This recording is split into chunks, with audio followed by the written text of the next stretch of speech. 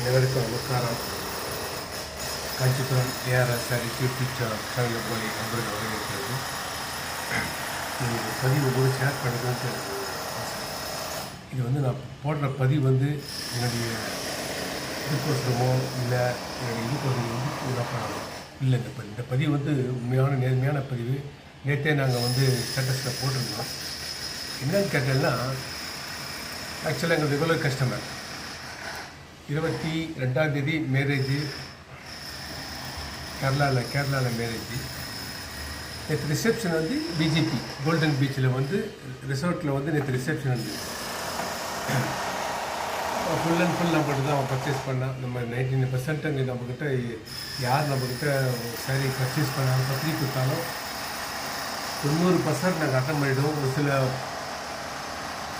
சமயங்களில் தான் எங்களை வர முடியலன்னா தான் எங்களுக்கு 10% தான் எங்களால் போக முடியாது. மற்றபடி 90% நாங்கள் இதுக்கு நாங்கள் இந்த இந்த இந்த பதிவு பண்ணுறோன்னு சொல்லி கேட்டிங்கன்னா, நேற்று இந்த பிஜேபி ரிசல்ட்டு போகும்போது நித்திய கல்யாண பெருமாள் திருவிடந்தை சன்னதிக்கு போயிருந்தோம். அந்த வேன்றதுனால சரி பெருமாள் சேவிச்சுட்டு போகலாமேன்னு சொல்லிட்டு போனோம். பட் நான் போனது நிச்சயமாக வேஷ்டி ஷர்ட்டோட போக முடியாது. ஏன்னா நான் ரிசப்ஷன் போனதுனால ஆக்சுவலாக பேண்ட்டு ஜீன்ஸ் பேண்ட்டு ஷர்ட்டோடு தான் இதில் போயிருந்தோம் கோவிலுக்கு.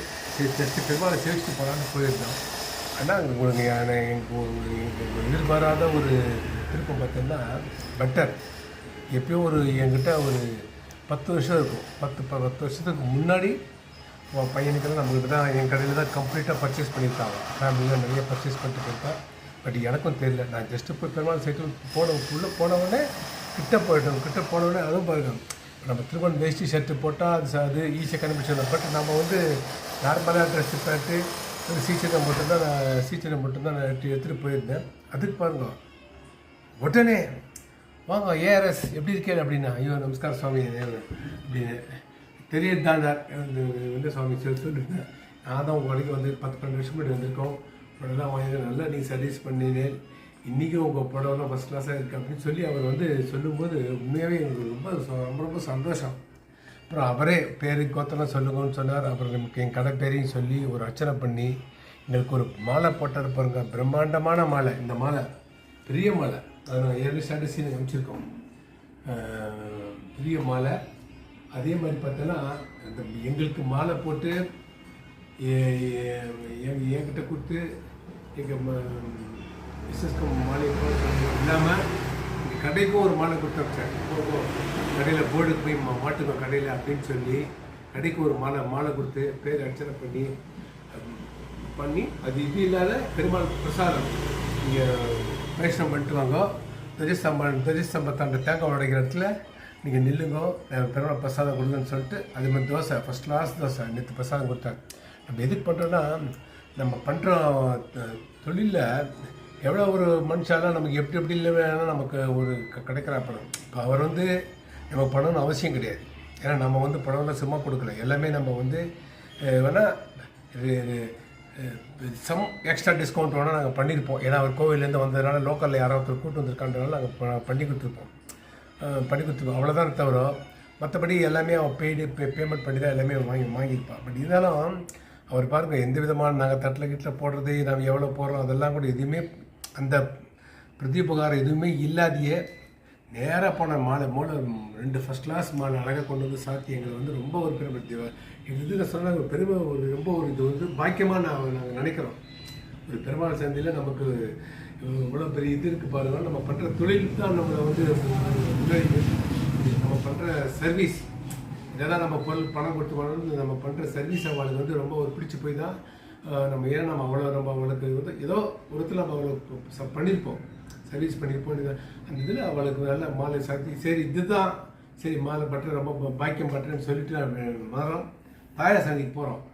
தாயார் சந்தியில் போனவங்க அதே மாதிரி தாயார் சந்தியில் போன உடனே அந்த பட்டர் வாங்க ஏஆர்எஸ் சாரீஸ் வாங்க அப்படின்னாரு.